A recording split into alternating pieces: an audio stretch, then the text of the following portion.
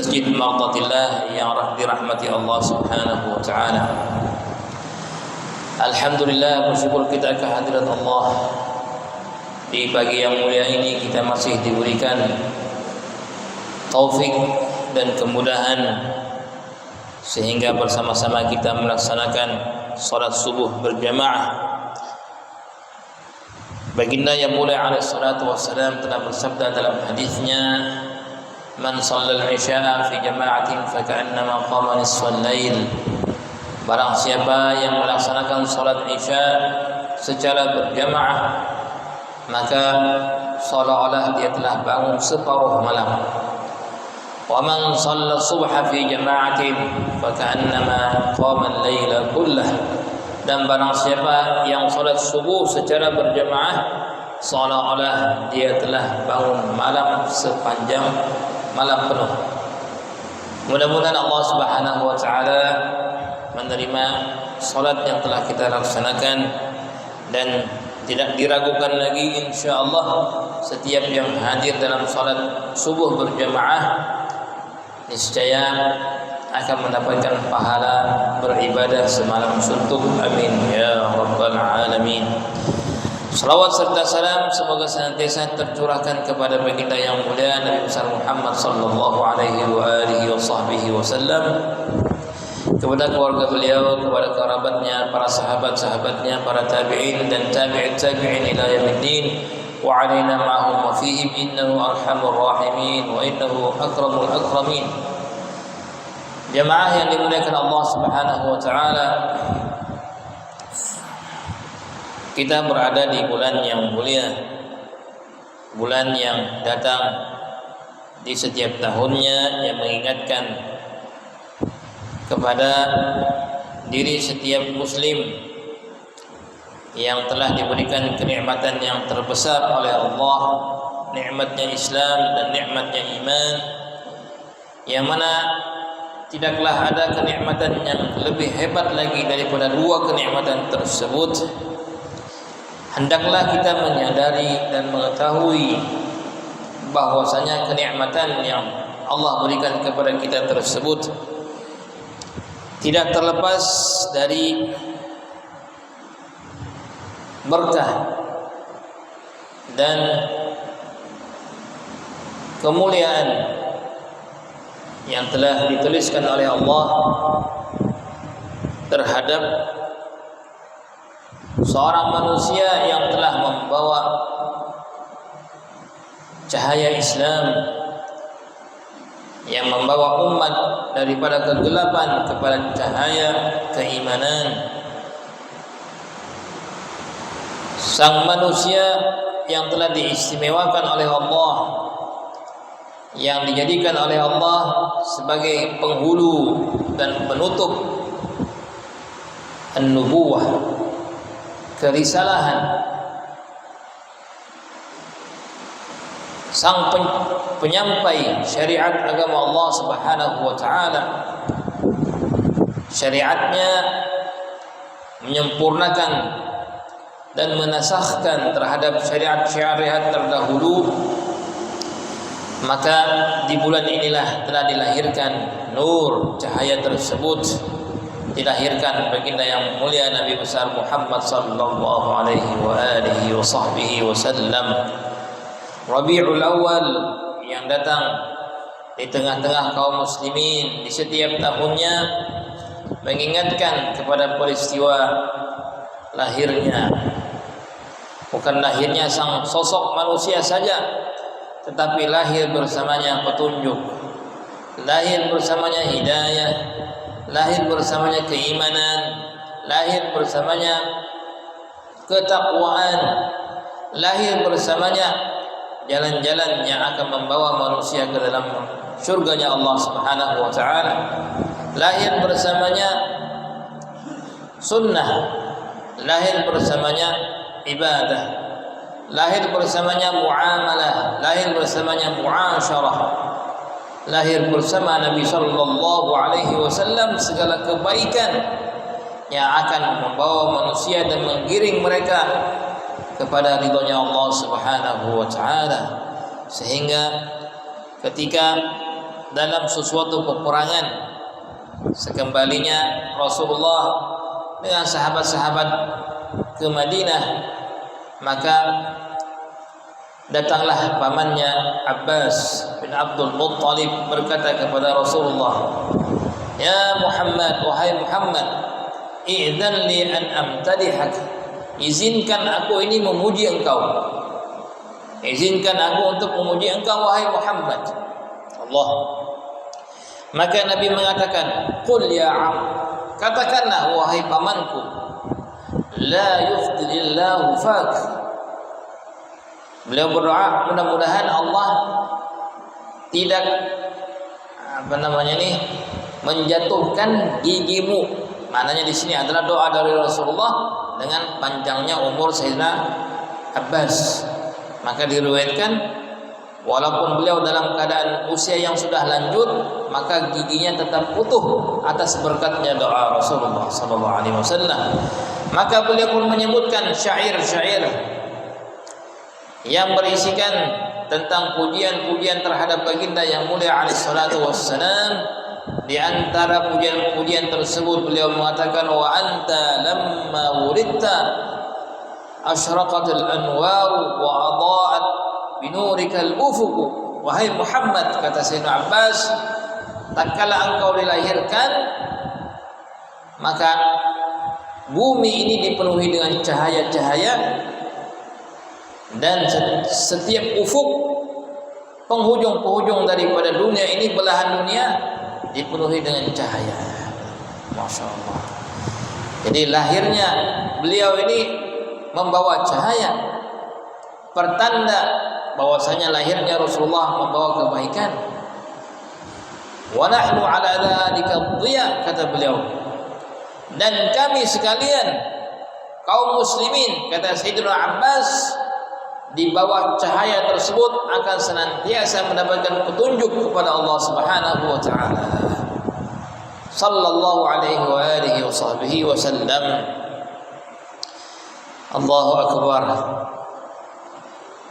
Masih di dalam kandungan beliau telah menunjukkan kemuliaan, bahkan keajaiban yang tidak pernah dirasakan oleh seorang wanita tatkala mengandung anaknya. Sayyidatuna Aminah, ibu Rasulullah sallallahu alaihi wasallam, menceritakan bagaimanakah keadaannya ketika mengandung Rasulullah sallallahu alaihi wasallam.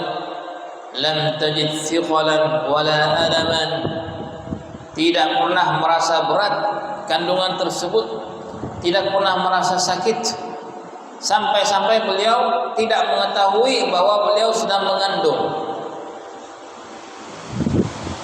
Tanda yang membuat beliau yakin bahwa beliau dalam keadaan mengandung adalah raf'ul haid. Beliau tidak haid selama itu. Dan menurut daripada pandangan fuqaha, bahwasanya kebanyakan wanita yang hamil tidak akan haid. Walaupun dalam hukum fikih seorang wanita yang hamil bisa menjadi haid, tapi kebanyakannya, khususnya dalam mazhab Syafi'i, perempuan yang hamil boleh saja keluar darah haid. Tapi kebanyakan hal tersebut jarang akan didapati. Maka dengan tidak adanya haid, ketika itulah beliau merasakan bahwasanya di dalam perut beliau ada janin, ada kandungan. Subhanallah, pertanda bahwasanya masih dalam kandungan, beliau sudah tidak menyusahkan kepada orang tuanya. Begitu mulianya baginda yang mulia alaihi salatu wassalam. Allahu akbar. Sebelum lahirnya beliau, berapa banyak kejadian-kejadian yang aneh, keajaiban-keajaiban. Di antaranya yang dahulu, jin yang diberikan peluang oleh Allah Subhanahu wa taala terkadang kalau orang sekarang mengatakan menguping, ya. Maknanya apa ini? Mengintip ataupun mendengarkan berita-berita yang terjadi di atas langit sana, sehingganya jin-jin tersebut akan turun ke atas muka bumi dan membisikkan ke telinga para peramal, tukang-tukang tenun, menceritakan apa akan terjadi besok, apa akan terjadi pada si fulan, apa akan berlaku peristiwa ini peristiwa itu, daripada bisikan-bisikan jin yang tadinya mencuri berita-berita dari langit. Di malam di mana Rasulullah SAW dilahirkan, maka Allah Ta'ala meluncurkan syuhub. Kalau orang sekarang bilang meteor, bintang-bintang yang berjatuhan, yang mana itu Allah jelaskan dalam surah Tabarak, surah Al-Mulk, melempari jin-jin yang tadinya mencuri berita-berita dari langit. Sehingga setelah itu tidak ada lagi jin apapun yang mampu untuk naik ke langit dan mencuri berita-berita dari langit. Di tahun yang sama, beberapa bulan sebelum dilahirkannya Rasulullah SAW, terjadilah daripada penyerangan Baitullah, Ka'bah al-Musharrafah, yang dipimpin oleh seorang pemimpin yang asalnya dari Ethiopia, dari Habasyah, yang telah merebut kerajaan Himyar di negeri Yaman. Jadi Abrahah itu bukannya asal dari Yaman, tetapi asalnya dari mana? Ethiopia, dari Habasyah, berhijrah ke Himyar. Di sana ada Raja Himyar di utara Yaman, dan ketika itu Abrahah menjadi panglima ataupun wazirnya Raja Himyar, tetapi dia telah membunuh raja tersebut dan dia telah mengerahkan pasukan, bahkan bala tentara yang dibekali dengan personel-personel yang cukup, yang ketika itu Abrahah telah mendatangkan gajah-gajah yang besar dari negerinya sendiri, dari Ethiopia. Kalau pada asalnya di Yaman itu tidak ada gajah, ya.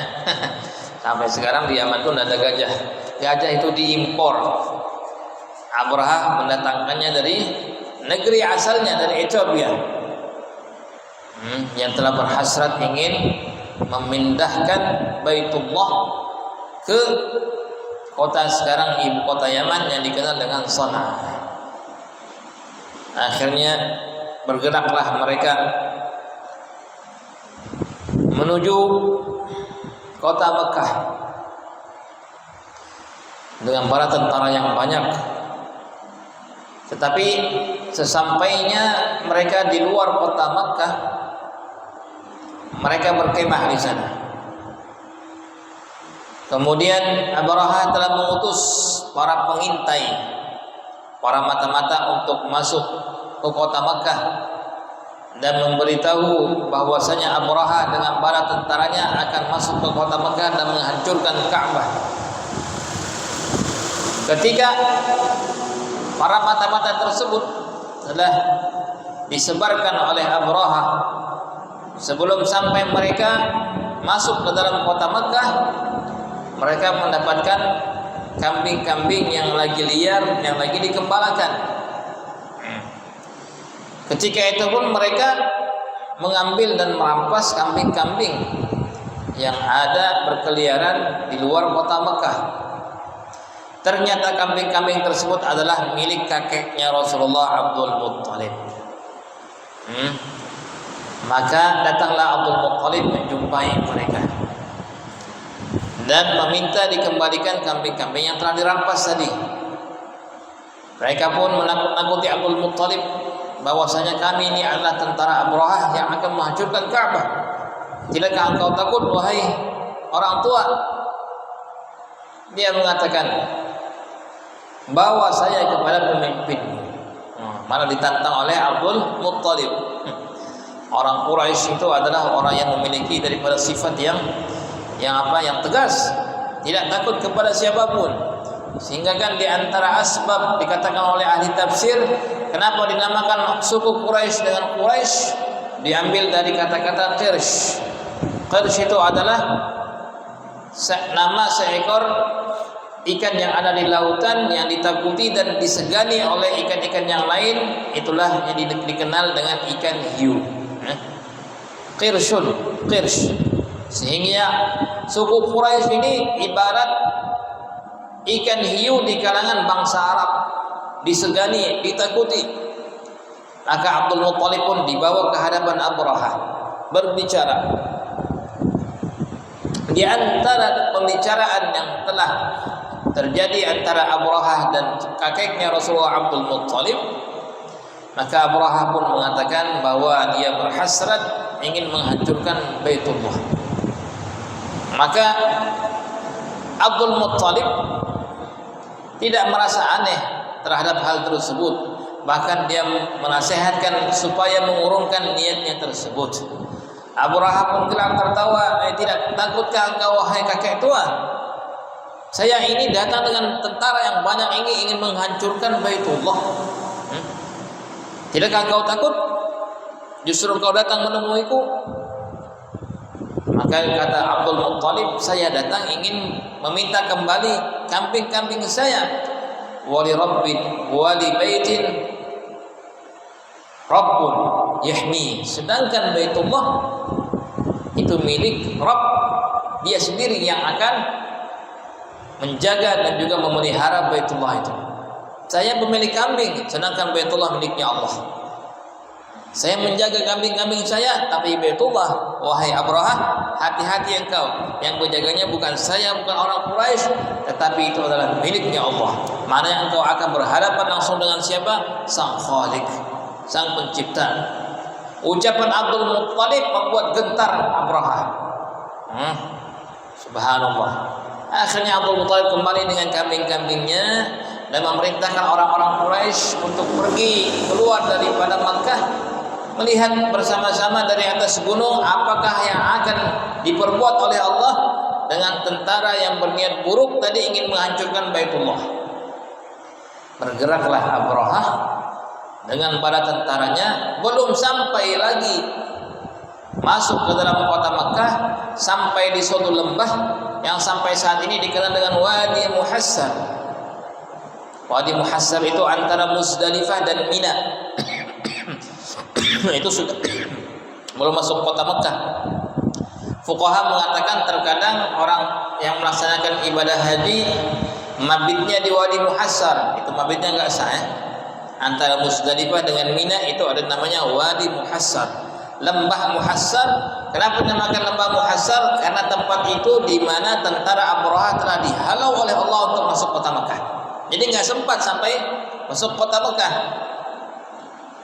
Sampainya di situ Allah ceritakan dalam surah Al-Fil. Alam tara kaifa fa'ala rabbuka bi ashabil fil? Tidakkah engkau melihat wahai Muhammad apa yang Allah telah perbuat terhadap tentara fil, tentara gajah? Alam yaj'al kaidahum fi tadlil, arsala 'alaihim tayran ababil. Allah hantar daripada burung-burung. Ketika itu hampir-hampir kota Mekah gelap dengan banyaknya burung yang berterbangan di atas udara kota Mekah. Dengan setiap burung membawa daripada 3 butir batu, satu di kaki kanannya, satu di kaki kiri, satu di mulutnya. Tarmihim bi hijaratin min sijil, menghujani mereka, menampari mereka tentara-tentara tersebut dengan bebatuan min sijil, dari api yang betul-betul panas. Ahli tafsir pun menceritakan dalam beberapa riwayat tidaklah jatuh bebatuan yang panas tersebut kepada salah seorang ataupun kendaraan yang ditunggangi oleh tentara Abrahah, melainkan itu akan tembus sampai ke bawah. Sehingga Allah menceritakan tarmihim bihijaratin min sijilin faja'alahum ka'asfin ma'kul, seperti dedaunan yang dimakan ulat berlubang-lubang. Subhanallah, kekuasaan Allah. Tentaranya kocar-kacir, habis. Abrahah pun seperti itu juga, sempat lari di atas gajahnya. Sebagian ahli tafsir mengatakan gajahnya bernamakan Mahmud. Bernamakan Mahmud. akhirnya lari dan akhirnya pun juga binasa dengan tentara burung yang dihantar oleh Allah Subhanahu wa taala. Subhanallah, sehingga di tahun tersebut pun dikenal dengan Amul Fil, tahun gajah, karena terjadinya penyerangan kota Mekah dan ingin dilaksanakannya ataupun diserang oleh Abrahah Baitullah dan dihancurkan dengan gajah-gajah yang telah dikerahkan, sehingga tahun tersebut dikenal dengan Amul Fil, tahun gajah. Dan di tahun tersebut pun telah dilahirkan baginda yang mulia sallallahu alaihi wa alihi wa sahbihi wasallam. Banyak alim ulama mengatakan bahwasanya penjagaan Baitullah memberikan isyarat terhadap dijaganya juga bayi yang akan lahir, sebagai suatu muqaddimah, sebagai suatu sambutan untuk menyambut bayi yang akan dilahirkan ke atas muka bumi. Sebaik-baik bayi, semulia-mulia bayi yang dilahirkan dari rahim ke atas muka bumi ini, itulah bayi yang bernamakan Muhammad bin Abdullah bin Abdul Muttalib bin Hashim bin Abdi Manaf sallallahu alaihi wa alihi wa sahbihi wasallam, yang mana kelahiran beliau adalah sebaik-baik manusia, sebaik-baik bayi yang dilahirkan ke atas muka bumi. Ketika lahir disebutkan dalam hadis yang sahih, ibunya Sayyidina Abdurrahman bin Auf menceritakan, ketika saya menemani Aminah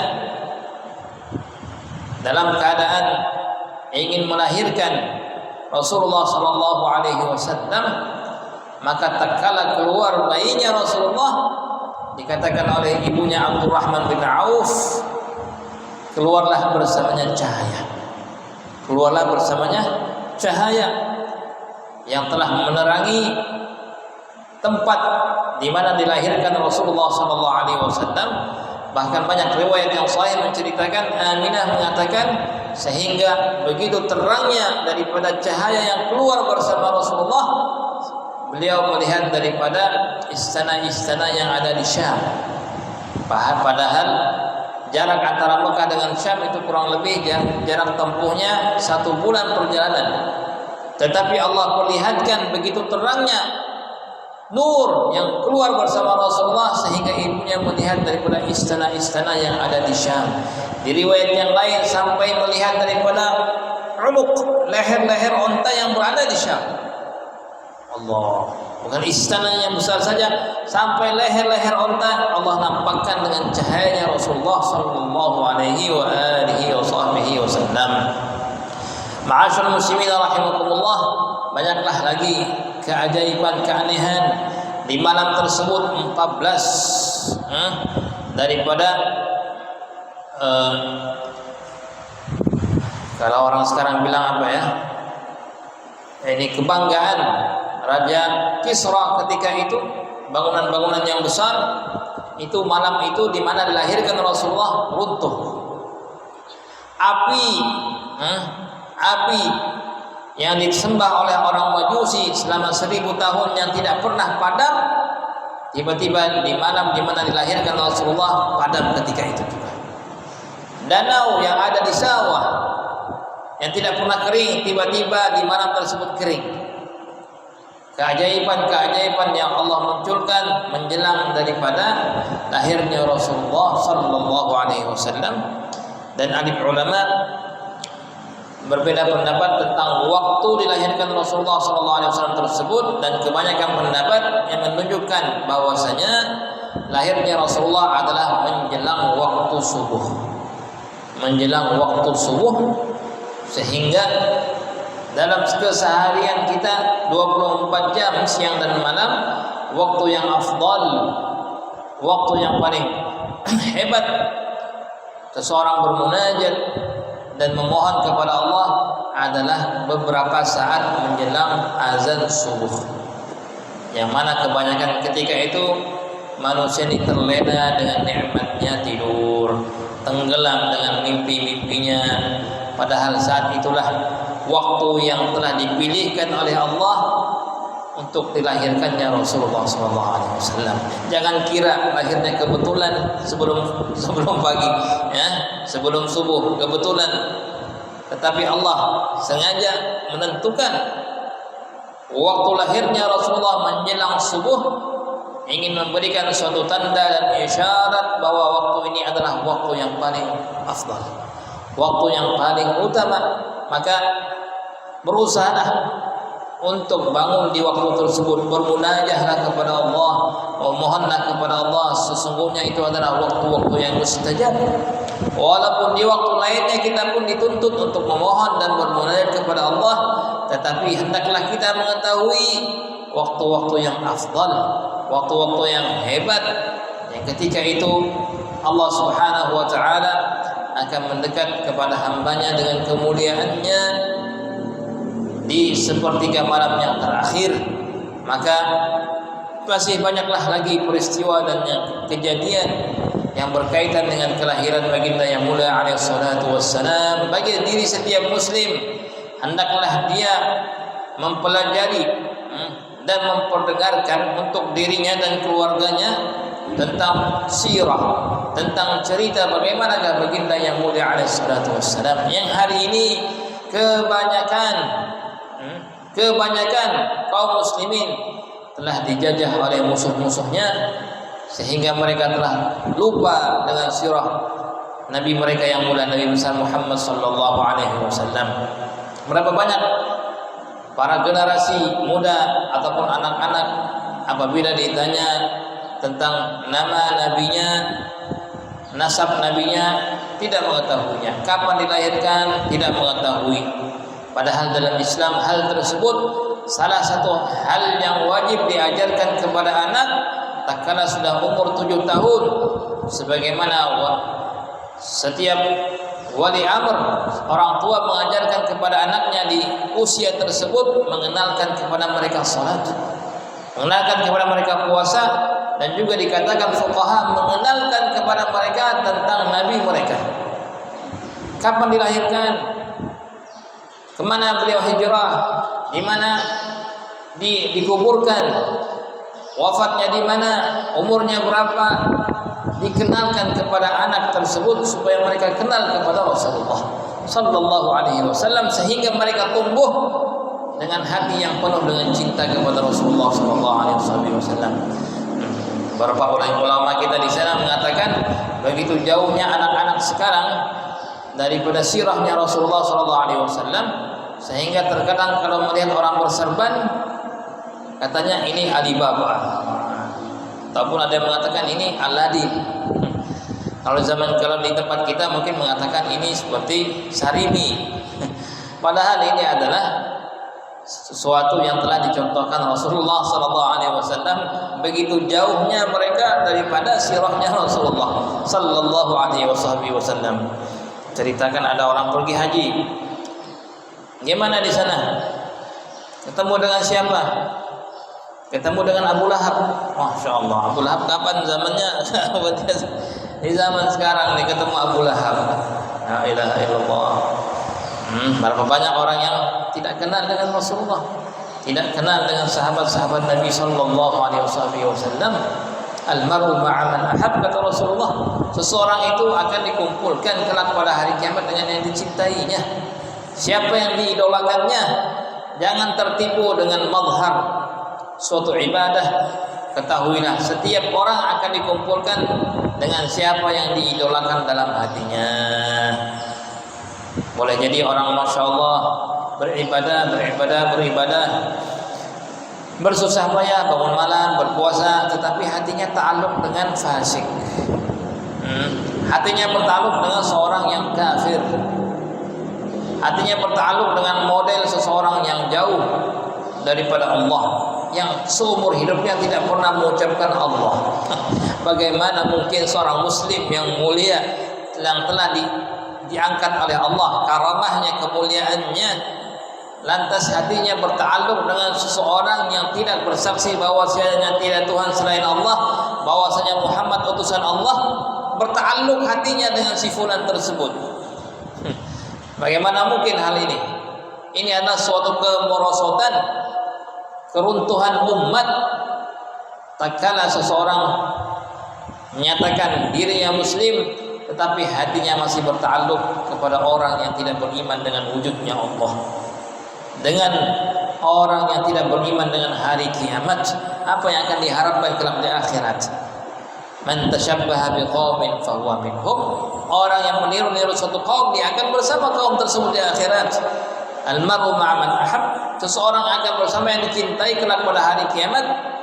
Tidak malukah kata di akhirat dengan salatnya, dengan bacaan Qur'annya, dengan i'tikafnya, dengan sedekahnya, dengan hajinya, dengan umrahnya, dengan segala banyak daripada kebaikan yang dimuliakan yang dibuatnya ketika di dunia, tiba-tiba di akhirat kok jauh dari teman-temannya.